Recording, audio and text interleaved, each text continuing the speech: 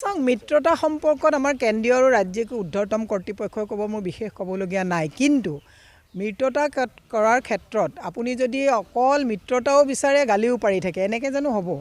Ultimately আমিতো তেজমঙহৰ মানুহ।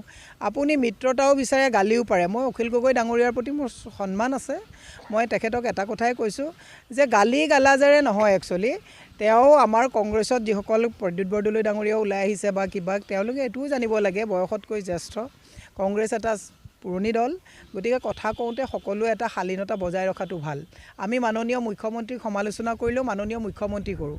যদি গাদ্দাৰ বদমাছ এই কথাবিলাক কৈ থাকে আমাৰো বেয়া লাগে। গতিকে মই সকলোকে, ৰাজনৈতিক ফিল্ডত থকা মানুহৰ সংযম আৰু বাক স্বাধীনতা মানে অশালীন শব্দ নহয়, সকলোৱে সংযমতা বৰ্তাই ৰখাটো ভাল। মিত্ৰতাৰ প্ৰয়োজন আছে, কিন্তু এনেকৈ আৰু আপুনি সেইবুলি আৰু যি টি কথা কৈ থাকিব এনেকুৱাও নহয়।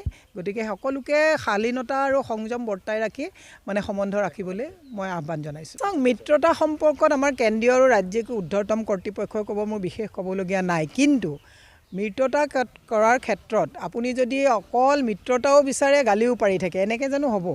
আল্টিমেটলি আমিতো তেজমঙহৰ মানুহ। আপুনি মিত্ৰতাও বিচাৰে গালিও পাৰে। মই অখিল গগৈ ডাঙৰীয়াৰ প্ৰতি মোৰ সন্মান আছে।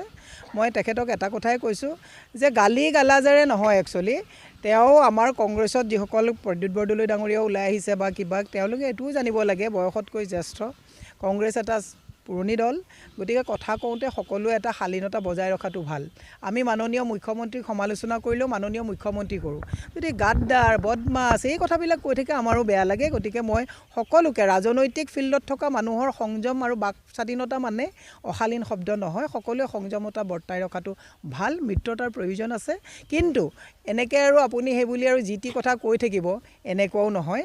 গতিকে সকলোকে শালীনতা আৰু সংযম বৰ্তাই ৰাখি মানে সম্বন্ধ ৰাখিবলৈ মই আহ্বান জনাইছোঁ। মিত্ৰতা সম্পৰ্কত আমাৰ কেন্দ্ৰীয় আৰু ৰাজ্যিক ঊৰ্ধ্বতম কৰ্তৃপক্ষই ক'ব মোৰ বিশেষ ক'বলগীয়া নাই, কিন্তু মিত্ৰতা কৰাৰ ক্ষেত্ৰত আপুনি যদি অকল মিত্ৰতাও বিচাৰে গালিও পাৰি থাকে এনেকৈ জানো হ'ব? আল্টিমেটলি আমিতো তেজমঙহৰ মানুহ। আপুনি মিত্ৰতাও বিচাৰে গালিও পাৰে। মই অখিল গগৈ ডাঙৰীয়াৰ প্ৰতি মোৰ সন্মান আছে। মই তেখেতক এটা কথাই কৈছোঁ যে গালি গালাজেৰে নহয়, একচুৱেলি তেওঁ আমাৰ কংগ্ৰেছত যিসকল প্ৰদ্যুৎ বৰদলৈ ডাঙৰীয়াও ওলাই আহিছে বা কিবা, তেওঁলোকে এইটোও জানিব লাগে বয়সতকৈ জ্যেষ্ঠ, কংগ্ৰেছ এটা পুৰণি দল, গতিকে কথা কওঁতে সকলোৱে এটা শালীনতা বজাই ৰখাটো ভাল। আমি মাননীয় মুখ্যমন্ত্ৰীক সমালোচনা কৰিলেও মাননীয় মুখ্যমন্ত্ৰী কৰোঁ। যদি গাদ্দাৰ বদমাছ এই কথাবিলাক কৈ থাকে আমাৰো বেয়া লাগে। গতিকে মই সকলোকে, ৰাজনৈতিক ফিল্ডত থকা মানুহৰ সংযম আৰু বাক স্বাধীনতা মানে অশালীন শব্দ নহয়, সকলোৱে সংযমতা বৰ্তাই ৰখাটো ভাল। মিত্ৰতাৰ প্ৰয়োজন আছে, কিন্তু এনেকৈ আৰু আপুনি সেইবুলি আৰু যি টি কথা কৈ থাকিব এনেকুৱাও নহয়। গতিকে সকলোকে শালীনতা আৰু সংযম বৰ্তাই ৰাখি মানে সম্বন্ধ ৰাখিবলৈ মই আহ্বান জনাইছোঁ। যিকোনো খবৰৰ বাবে যোগাযোগ কৰক 7099017330 লগতে 7099017110 নম্বৰত।